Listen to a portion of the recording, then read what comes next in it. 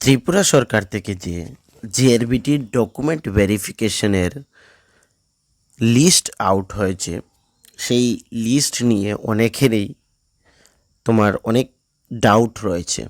মানে ওরা ক্লিয়ার হতে পারছে না যে কি হচ্ছে কি না।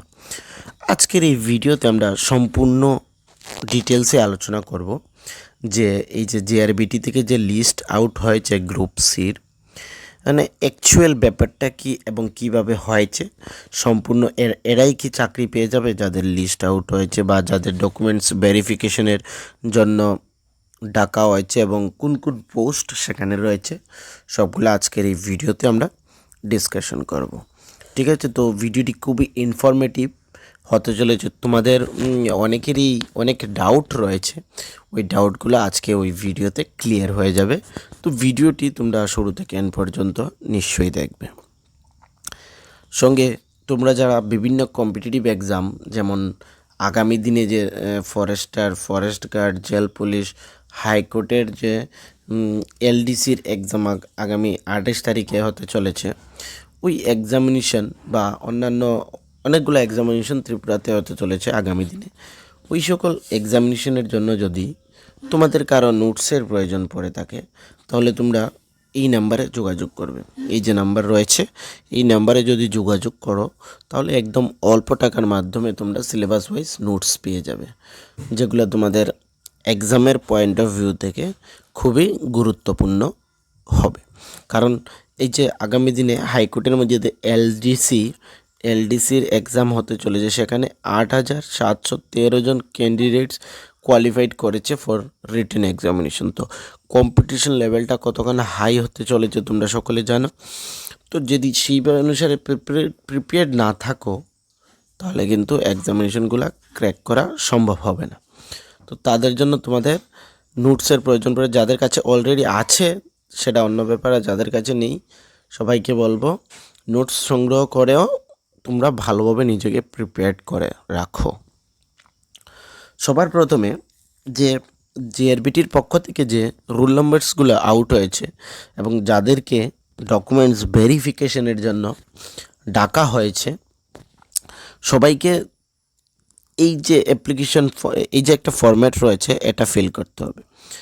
ঠিক আছে, এখানে তোমাদের name of the candidate, father name, roll number, category লিখতে হবে এবং কোন পোস্টে তোমরা অ্যাপ্লাই করবে এটা এখানে লিখতে হবে। ঠিক আছে, তারপর এখানে ফুল সিগনেচার দিয়ে তোমাদের সেটা নিয়ে যেতে, ফুল সিগনেচার এবং ডেট। আচ্ছা, এখানে আরও একটি ব্যাপার, আমরা আমাদের চ্যানেলের মধ্যে না বিভিন্ন কম্পিটিটিভ এক্সামের ক্লাস অলরেডি করিয়ে থাকি ফ্রি অফ কস্ট। ওইগুলা যদি তোমাদের প্রয়োজন পড়ে আমাদের চ্যানেলে ভিজিট করতে পারো, ওইখানে প্লেলিস্ট বানানো রয়েছে, ওইখান থেকে ডাইরেক্টলি তোমরা ওই ক্লাসগুলো দেখে নিতে পারো।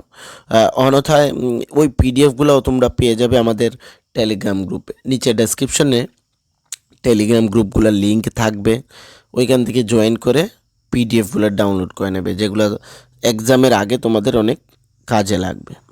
ঠিক আছে, তো এইটা তো তোমরা বুঝে গেলে এখানে কি কি করতে হবে। সঙ্গে আরও একটি কম্পিউটারের অ্যানেক্সারে রয়েছে, অ্যানেক্সার 2। এখানে তোমাদের নাম লিখতে হবে for candidate applying LDC post only. তোমরা যদি এলডিসি পোস্টে অ্যাপ্লাই করো তাহলে এইটা প্রয়োজন পড়ছে। ঠিক আছে, লোয়ার ডিভিশন ক্লার্ক, এখানেও একটা ফান্ডা রয়েছে, আমি আগে তোমাদেরকে বলবো। নেম অফ দ্য পোস্ট তোমাদের এখানে candidates name, father name, roll number, category, এবং এখানে যদি তোমাদের কাছে এনক্লোজ সাপোর্টিং ডকুমেন্টস থাকে, মানে কম্পিউটারের থাকে, সার্টিফিকেট থাকে, তাহলে সেটা ইয়েস, এবং যদি না থাকে তাহলে no. Knowledge in Bengali typing যদি জানো তাহলে ইয়েস, না হলে নো। এখানে সিগনেচার দিতে হবে, ডেট দিতে হবে। ওকে, একটু আগে যে বললাম যে মেন ফান্ডাটাই হচ্ছে এই জায়গাটার মধ্যে, এই পোস্টগুলোর মধ্যে।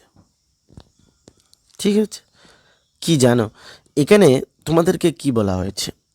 Lower division agri assistant, junior pump operator, junior MTS uncommon, যেখানে তোমাদের এলডিসিতে 37 পোস্ট, তারপর এগ্রি অ্যাসিস্ট্যান্টের টিএফএস গ্রেড 3-তে 10, জুনিয়র পাম্প অপারেটরে 182 এবং জুনিয়র মাল্টিটাস্কিং অপারেটরে 201 পোস্ট রয়েছে। এখানে আমি কিছুদিন আগেও বলেছিলাম যে তোমাদের এলডিসি এগ্রি অ্যাসিস্ট্যান্ট ওইগুলোর মধ্যে পোস্ট 0 রয়েছে। যে পোস্টগুলো রয়েছে ওইগুলা কি রয়েছে, পিডাব্লিউডির ক্ষেত্রে, পিডাব্লিউডি এক্স সার্ভিসম্যান এগুলোর ক্ষেত্রে টোটাল 37 পোস্ট রয়েছে। তো এখন যারা এলডিসিতে অ্যাপ্লাই করবে, বিশেষ করে যেন তোমাদের তো পোস্ট এখানে 0, তোমাদের এখানে কোনো হবেই না। এই পোস্টগুলা তোমাদের শুধুমাত্র pH category, ex serviceman category ওদের জন্য। তোমরা যারা নর্মাল ক্যান্ডিডেটসরা এখানে করবে তোমাদের তো এখানে দোয়াই হবে না, কারণ এখানে পোস্টই নেই। কোর্টে যে কেস হয়েছিল সেটা তো কী হয়েছিল, পিডাব্লিউডি এক্স সার্ভিসম্যান ওইদের ক্ষেত্রে।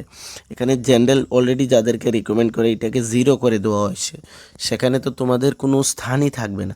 তো বিফোর ওই যে ফরম্যাটটা বললাম ওইটা তোমরা যখন ফিল আপ করবে তখন একটু বুঝে করবে। মেইন খেলাটা হচ্ছে এই জায়গাগুলোর মধ্যে, জুনিয়র পাম্প অপারেটর এবং জুনিয়র এমটিএস এর মধ্যে।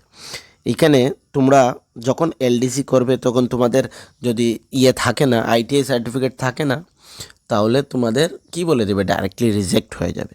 কিন্তু বিশেষ করে যাদের কাছে 2021-এর যে কাট অফ ডেটটা, ওই ডেটের মধ্যে যাদের কাছে তোমাদের আইটিআই সার্টিফিকেট রয়েছে, তোমরা ম্যাক্সিমাম এখানে চাকরি পেয়ে যাবে। কিন্তু ডিপেন্ড কি করছে জানো, ডিপেন্ডটা করছে তোমাদের কাট অফ মার্ক। এখানে 35% ইউআর এবং 30% তোমাদের এসসি এসটিকে ডাকা হয়েছে, মানে যারা স্কোর করতে পারছে আউট অফ 170 ওদেরকে ডাকা হয়েছে। এই যে পুরো রুল নাম্বারটা দেখতে পাচ্ছ যেখানে যাওয়া হয়েছে, তাদেরকে এখানে ডাকা হয়েছে। সবাই তো আর পাবে না চাকরি। ওদের ডকুমেন্টস ভেরিফিকেশনের পর তোমাদের ইন্টারভিউ লিস্ট রেডি হবে, কারা কারা ইন্টারভিউ দিতে পারবে।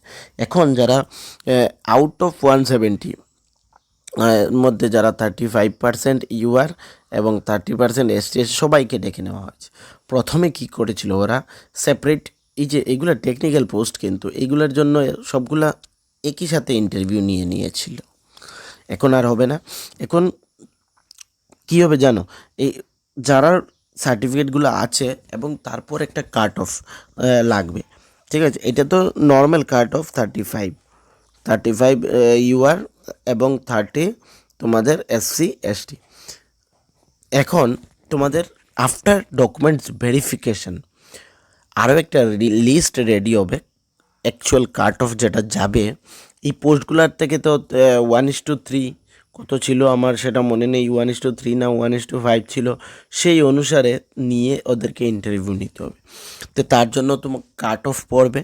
ওই কাট অফের মধ্যে যদি তোমরা থাকো তাহলে তোমরা ইন্টারভিউর জন্য চান্স পাবে, ইন্টারভিউর লিস্ট হবে এবং ম্যাক্সিমাম এখানে তোমরা যাদের কাছে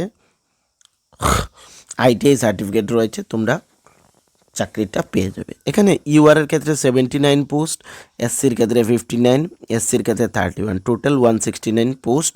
এবং বাকিগুলা এক্স সার্ভিসম্যান, পিডাব্লিউডি ওইগুলোর জন্য। জুনিয়র পাম্প অপারেটরের ক্ষেত্রে ইউআর 97, এসসি এসটি হচ্ছে 61, এসসি হচ্ছে 32, টোটাল 190 এবং এসসি তো পিডাব্লিউএইচ এক্স সার্ভিসম্যান মিলিয়ে 201। তো অ্যাকচুয়াল এখানে গ্রুপ যে ইউআর এসসি এসটি ওরা এখানে পাবে। এই দুটোর মধ্যে তো অ্যাকচুয়ালি পোস্ট নেই। তোমাদের এইগুলা যদি ফিল করতে হয় তাহলে ক্যাবিনেট থেকে আগে অ্যাপ্রুভেল নিতে হবে, ঠিক আছে। অ্যাপ্রুভেল নিয়ে রিজার্ভ করে ওকে করতে হবে। তো অনেকেই বলছে যে অনেকেই এই যে এলডিসি এগ্রি অ্যাসিস্ট্যান্ট ওইগুলোর মধ্যে অফার লেটার পেয়ে তারপর জয়েন করেনি, তারপর অনেকে জয়েন করে অন্যান্য চাকরি পেয়ে চলে গিয়েছে, ওইগুলোও নাকি এখানে ফিল করা হবে। তো এইটাও সম্ভব হবে না, ঠিক আছে। তার জন্য ক্যাবিনেট অ্যাপ্রুভেল লাগবে। ওই ব্যাপারটা যদি করে তাহলে আবার কেস হয়ে যাবে, ঠিক আছে। এখানে তো সবাইকে এখানে চান্স দিতে হবে। যদি এইভাবে করতে হয়, এইভাবে এই প্রসেস করা সম্ভব নয়। যারা চাকরি পেয়েছে ছেড়ে দিয়েছে সেটা অন্য কথা, ঠিক আছে। তো যারা অনেকেই এই কথাটা বলছে, তো এটা সম্ভব হবে না, এটা কোনো পর্যায়ে করতে পারবে না। তো মেইন যেটা বললাম এই দুটির মধ্যেই মেইন খেল হবে। এখানেই তোমরা অনেকেই চাকরি পাবে ইউআর এবং SC ST সবাই যদি তোমাদের সার্টিফিকেটসগুলো থাকে। তো এটা ফিল করার আগে তোমরা একটু ভেবে চিন্তে করবে, ঠিক আছে? সেলফ ডিক্লারেশন, কারণ এখানে পোস্টই নেই, তো এই কনফিউশনগুলো তোমাদের অনেকের মধ্যেই ছিল। আজকের এই ভিডিওটি মূল হচ্ছে এই কনফিউশনগুলা তোমাদের দূর করার জন্য। আমি আশা করছি তোমরা এখন অ্যাকচুয়াল ব্যাপারটা বুঝতে পারছো। তারপরেও যদি কোনো অসুবিধে হয়ে থাকে আমাকে তোমরা কমেন্ট সেকশনে জিজ্ঞেস করে নিতে পারো। ওকে, শুধু রিকোয়েস্ট একটাই থাকছে, যদি ভিডিওটি বা চ্যানেলের অন্যান্য ভিডিওসগুলো ভালো লেগে থাকে তাহলে চ্যানেলটিকে সাবস্ক্রাইব করে দিবে, লাইক করে দিবে। Thank you.